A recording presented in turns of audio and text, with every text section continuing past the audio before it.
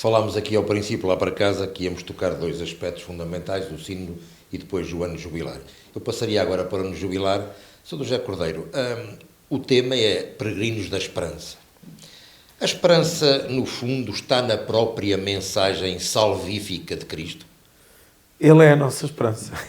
Jesus Cristo é a nossa esperança. E o Papa Francisco, ao escolher esta palavra a partir da carta de São Paulo aos Romanos, que a esperança não engana, e ao propor-nos como mote peregrinos de esperança, está a convocar toda a Igreja nesse mesmo espírito, de que a nossa esperança é Jesus Cristo, não é um sentimento de otimismo ou uma espera simples de que amanhã pode ser melhor do que hoje já melhor do que ontem, ou que haverá dias melhores. Não, a nossa esperança é a esperança cristã, é Cristo mesmo, é viver à luz do seu Evangelho.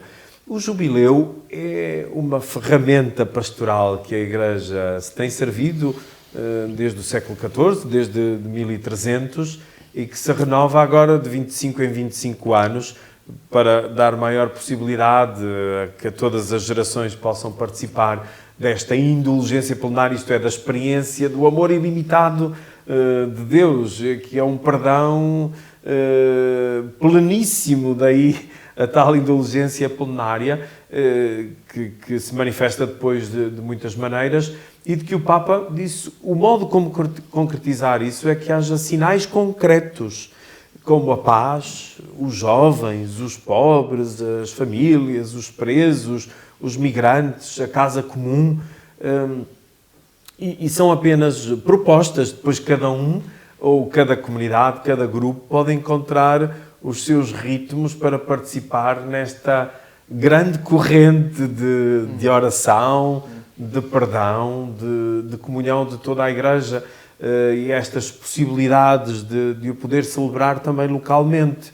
O jubileu por si, estes chamados jubileus ordinários, que calham de 25 em 25 anos para marcar o mistério da encarnação, têm também uma estrutura própria. Mas como o Papa Francisco, em 2016, quando foi um ano santo extraordinário a propósito da misericórdia, alargou a todas as dioceses, até com a possibilidade da Porta Santa em cada diocese, agora é mais difícil voltar atrás. Mesmo assim, não há a chamada Porta Santa em cada diocese, porque está reservada a Roma, mas o Papa ainda quis uma quarta, para além das basílicas papais, que foi num estabelecimento prisional. Mas em cada diocese há uma igreja jubilar, que é a sua sé primaz, no nosso caso, a catedral ou a concatedral. Depois há outros lugares santos para experienciar tudo aquilo que o Ano Santo nos propõe. E no nosso caso, nós escolhemos, além da sé primaz, mais 7 lugares, que são 6 basílicas menores e um santuário. As basílicas menores são os Congregados, o Bom Jesus, o Sameiro, São Bento da Porta Aberta, São Pedro do Toural e Santo Turcato.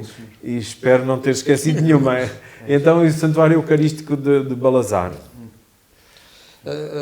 Sr. José, podemos esperar que este tempo jubilar, digamos assim, que é uma porta a abrir-se, tem o significado como uma porta a abrir-se, também abre novos caminhos de esperança à Igreja? Tem mesmo de abrir, porque se não abrir fica apenas num ato cultual, ou muito pessoalizado, ou muito devocional. Como dizia, são ferramentas pastorais. É um novo pretexto para galvanizar toda a gente, e neste caso é o mundo todo, a Igreja no seu todo, e não apenas cada diocese ou cada país, para entrar ainda mais em profundidade, não ficarmos à superfície, mas irmos em profundidade no mistério de Cristo, no mistério da Igreja, no mistério da vida cristã, na formação, na oração, nos sinais concretos que se tornem mais visíveis, e uma oportunidade feliz para a evangelização, de levar esta boa nova aos outros, mas só pode levar quem tem. Quem a tem já no seu coração. Daí são sempre propostas de renovação, para sermos mais e melhores discípulos missionários de Jesus Cristo, que é a nossa esperança. O padre Paulo Torroso, que é um homem da comunicação, decorreu agora também neste âmbito o jubileu marcado pelo mundo das comunicações sociais. O primeiro encontro. O primeiro encontro. E houve vários temas, aponto aqui note 2 como importantes: o jornalismo como missão, o jornalismo ao serviço da Igreja.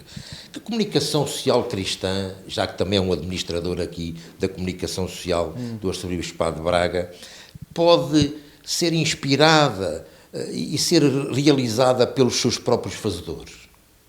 Desculpa, não sei se percebi. Que comunicação social cristã deve inspirar os fazedores da própria comunicação social da Igreja?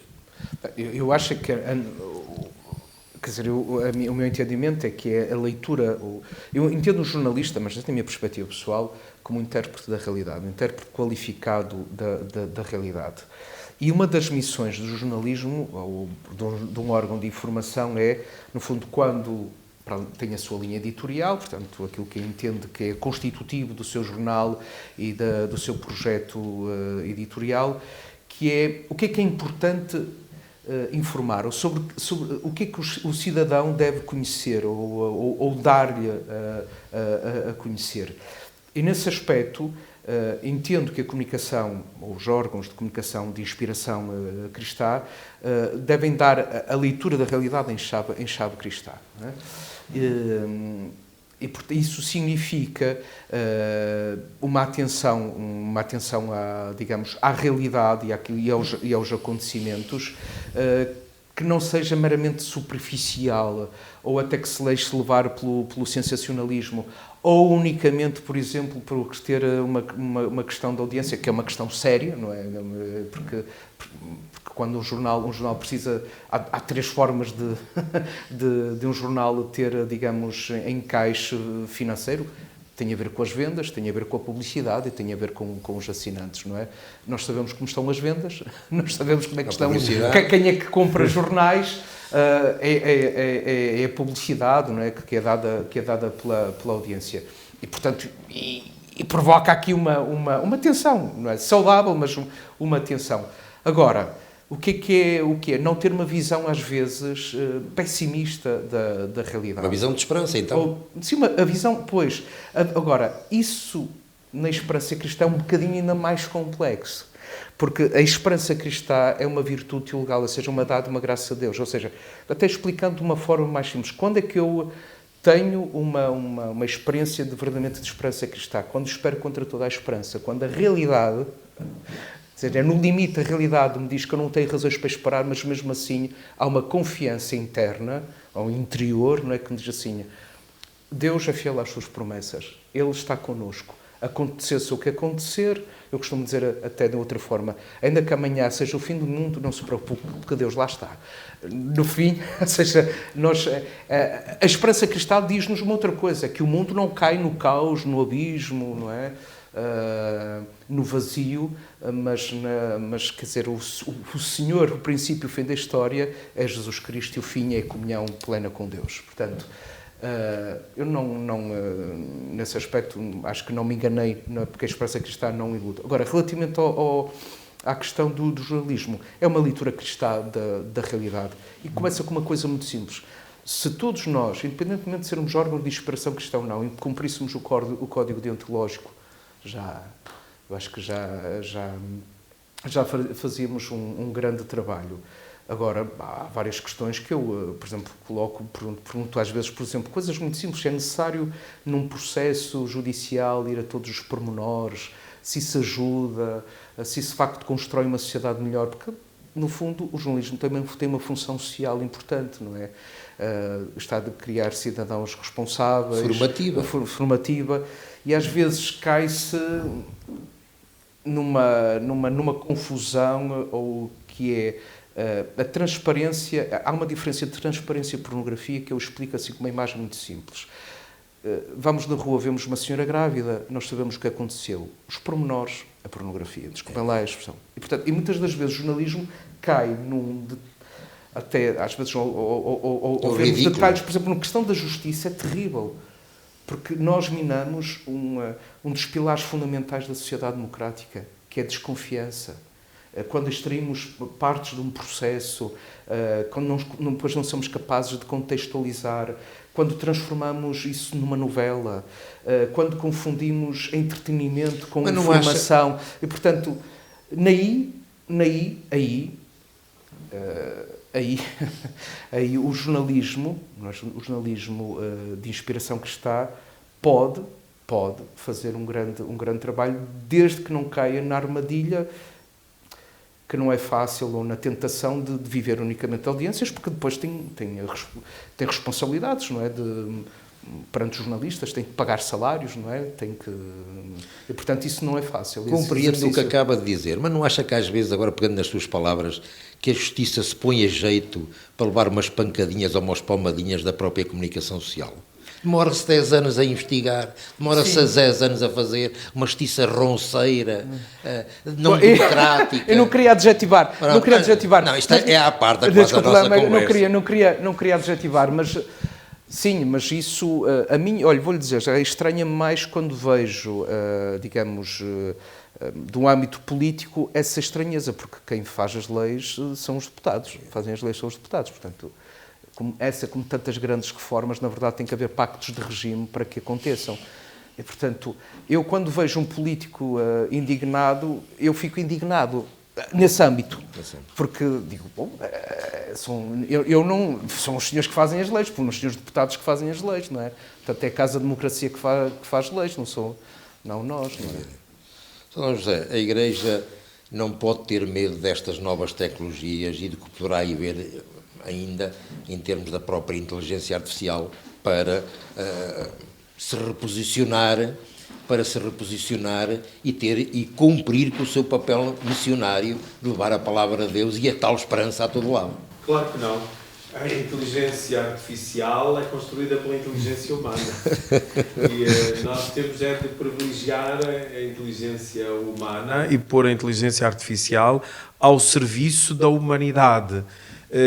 Tem muitos riscos, mas tem novas oportunidades e é sobretudo nas novas oportunidades que nós devemos trabalhar, estudar, formar, evangelizar, porque a inteligência artificial no campo da saúde, no campo da educação, tem uma enorme importância quando canalizada para o maior bem comum, mas também pode ser mal usada e é um risco se as pessoas não estão preparadas e formadas para que possa ser mais um modo de construir aquilo que é verdadeiro, que é belo, que é bom, porque isso é que é estar ao serviço da humanidade e ao mesmo tempo para nós ao serviço do Evangelho, porque interligam-se perfeitamente, mas não esquecer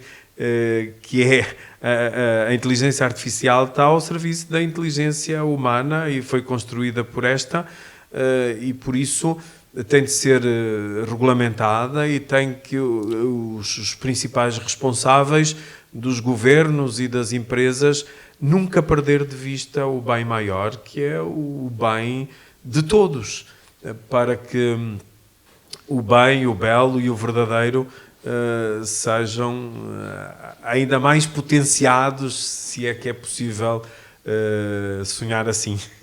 Sermos peregrinos da esperança é dizer mais próximo do outro, mais próximo daquele que somos capazes de acolher e de partilhar o que temos de melhor? É não desistir de caminhar, de peregrinar. O peregrino é aquele que nunca desiste, não para, porque se para, não fica no mesmo sítio, anda para trás, e é preciso ir para a frente e construir o presente do futuro. Nós, o que somos hoje, devemos ao passado, é numa memória agradecida, que temos os pés bem assentes na terra, mas com o olhar para o alto e para a frente. E ser peregrino de esperança é saber em quem é que confiamos. A nossa esperança está em Jesus Cristo. Este é o nosso fundamento, por isso é que ela não ilude, E juntos então construirmos mais proximidade, mais fraternidade, mais amizade social, mais humanidade, porque ser peregrino de esperança significa humanizar a humanidade. Padre Paulo Torroso é um homem e um padre de esperança? Tem alguma coisa para nos dizer nesse sentido, aos que nos ouvem e nos veem? Eu sou de esperança, eu costumo dizer que eu não sou otimista, nem acredito nesses otimismos fáceis, ou se Deus quiser, ao virar da esquina alguma coisa vai ser resolvida, não. Sim, acho que vivo essa esperança, a esperança cristã, que se fundamenta numa coisa também importante, que é a gente sentir-se amado por Deus, não é? Isso é... Nós acreditamos, nós lutamos, nós sonhamos, porque sentimos, antes de mais, que essa possibilidade de que o amor, essa realidade, que o amor é mais forte de qualquer coisa. Graças a Deus sinto isso na minha vida. Só queria acrescentar já agora uma coisa que é, o jornalismo tem uma coisa que podemos fazer, que é contar histórias inspiradoras, que iluminam, que nos fazem caminhar para a excelência, não é? De superação, de bondade, de perdão, de reconciliação, porque de facto o extraordinário não é o mal, o extraordinário de facto é a bondade, não é? É acreditar, é perdoar, é reconciliar, é superar-nos a nós próprios, portanto, é essa transcendência, portanto, nesse aspecto, o jornalismo cristão tem uma grande missão. E também não ter medo, acho que também é importante uma compreensão das más notícias. Agora, as más notícias também são notícia porque o bem é normalidade. Não é? Portanto, o normal é que um avião não caia, não é? Porque por isso é que a notícia quando cai. Portanto, graças a Deus e aos pilotos.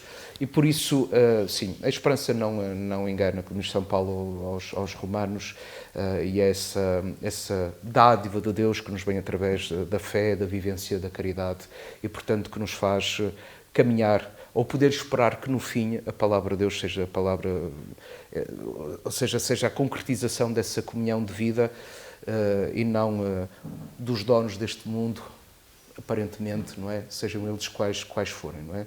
O Senhor da história, eu costumo repetir muitas vezes isto, é Jesus Cristo. Ele é o princípio e o fim da história. Para acabarmos, começo por si. Esperança de silêncios para nos renovarmos? Esperança de silêncios? Não precisamos, às vezes, de silêncios para renovarmos o nosso próprio interior. Isso é muito interessante, mesmo do ponto de vista da comunicação. Nós temos hoje ciclos ininterruptos de 24 horas de notícias. Seria interessante fazer até de um estudo, do ponto de vista mesmo académico, de como isso transformou a nossa vida política, não é? E isso afeta-nos a todos nós. E, na verdade, há uma mensagem mesmo do Papa Bento XVI, a propósito de um Dia Mundial das Comunicações, da importância do silêncio. E sim, para que a palavra seja qualificada, para que isso também tenha a ver com o sínodo, não seja uma resposta imediata ao que o outro diz, mas seja verdadeiramente escutar o outro, refletir, deixar que essa quase como palavra que é lançada à terra se abra, e isso é necessário, recolhimento, silêncio, sim, é fundamental, concordo consigo. Há interessante que em algumas coisas, em alguns aspectos, o silêncio começa a ser cada vez mais valorizado. Mesmo no âmbito da comunicação percebemos que até já começa a haver uma transição, por exemplo, dos smartphones para os mais clássicos, para não estarmos sempre online, sempre bombardeados com informação. Não é possível, digamos, viver bem e de uma forma equilibrada, sem esses momentos de pausa, momentos de retiro. Muito obrigado. Dom José Cordeiro, para finalizarmos, uma mensagem sobre este ano jubilar que nos apela a tudo o que já aqui deixámos falar. É prosseguirmos juntos, peregrinos de esperança, a esperar, é confiar, é amar, mas juntos, e fazer essa abertura de coração a todos é a mensagem que a Igreja tem por missão comunicar, narrar a esperança à luz do Evangelho, que é o Evangelho da esperança. E sermos peregrinos de esperança significa corrermos o risco de confiar e de amar a Deus, aos outros, a nós próprios, a casa comum, para sermos mais e melhores cidadãos e, para quem o é, mais e melhor cristão, e sabendo que a nossa esperança é Jesus Cristo. Ficam as palavras, os gestos, as ideias e também tudo aquilo que partilhamos nesta noite. Obrigado por nos ter visto e escutado e até uma próxima oportunidade.